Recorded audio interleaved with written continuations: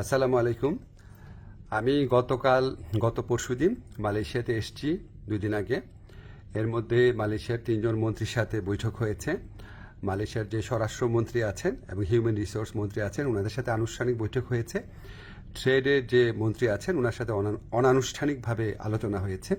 তো এখানে কিছু অগ্রগতি সাধিত হয়েছে, সেটা আপনাদের সাথে শেয়ার করতে চাচ্ছি। প্রথম খবর যেটা আপনারা জানেন, গত বছর মালয়েশিয়ার প্রধানমন্ত্রী আনোয়ার ইব্রাহিম সাহেব বাংলাদেশে গিয়েছিলেন। উনি বাংলাদেশের এখন যে আপনার অন্তর্বর্তী সরকারের যে আমাদের প্রধান উপদেষ্টা আছেন ডক্টর মোহাম্মদ ইউনূসের ব্যক্তিগত বন্ধু। তো উনি তখন প্রতিশ্রুতি দিয়েছিলেন যে গত বছর যেই বাংলাদেশি শ্রমিকরা মালয়েশিয়াতে আসতে পারে নাই শেষ মুহূর্তে, তাদেরকে উনি মালয়েশিয়াতে আসার সুযোগ করে দিবেন। এটা নাম্বার ছিল 17,000-এর মতো। তো এটার ভিত্তিতে আমরা অনেক আলোচনা করেছি। তো তারা বলেছে তারা ব্যাচ ওয়াইজ নিবে। তো প্রথম ব্যাচ হিসাবে 7,926 জনের তালিকা ওনারা চূড়ান্ত করেছেন এবং এটা খুব অল্প সময়ের মধ্যে ওনাদেরকে মালয়েশিয়াতে কাজ করার সুযোগ দেওয়া যাবে, এই প্রক্রিয়া শুরু করে দিয়েছেন ওনারা।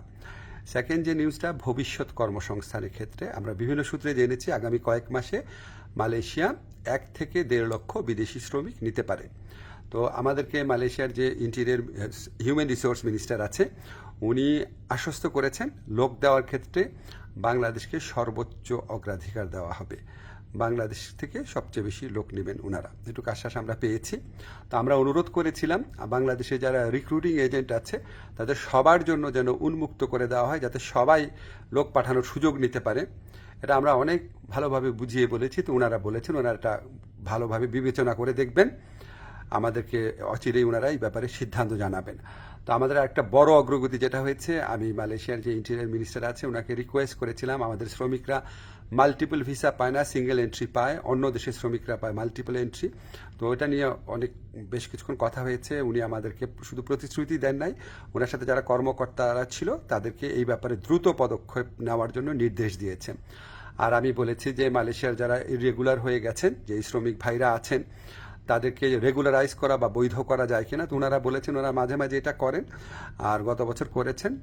আর ওনারা বলেছেন যে যাদের পাসপোর্ট এক্সপায়ার্ড হয়ে যায়, ভিসা এক্সপায়ার্ড হয়ে যায়, তাদের ক্ষেত্রে এটা হয়তো করা সম্ভব হবে না। তখন আমি বলেছি দেখেন, অনেক সময় আছে যে মালিকের গাফলতির কারণে বা মালিকের ত্রুটির কারণে এটা হয়, তো সেগুলি আলাদাভাবে বিবেচনা করা যায় কিনা ওনারা প্রতিশ্রুতি দিয়েছেন, ওনারা এটা বিবেচনা করে দেখবেন।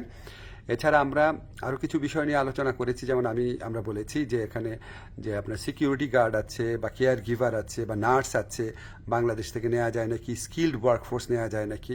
ওনারা আগ্রহ দেখিয়েছেন, এ ব্যাপারে আমাদের আলোচনা অব্যাহত থাকবে।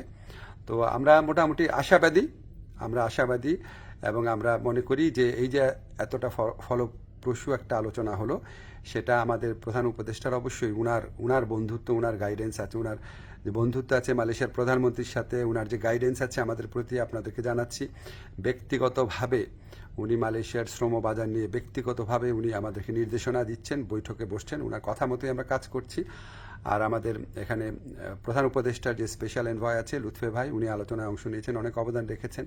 আমাদের প্রবাসী কল্যাণ মন্ত্রণালয়ে যারা আছেন তারা গত কয়েক মাস ধরে চেষ্টা করে যাচ্ছেন বিষয়গুলো এগিয়ে নেওয়ার জন্য।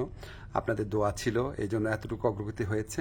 আপনারা দোয়া করবেন আমরা যেন মালয়েশিয়া যারা শ্রমিক ভাই আছে বা যারা আসতে চান তাদের যেন সত্যিকারে কল্যাণকর কিছু করতে পারি।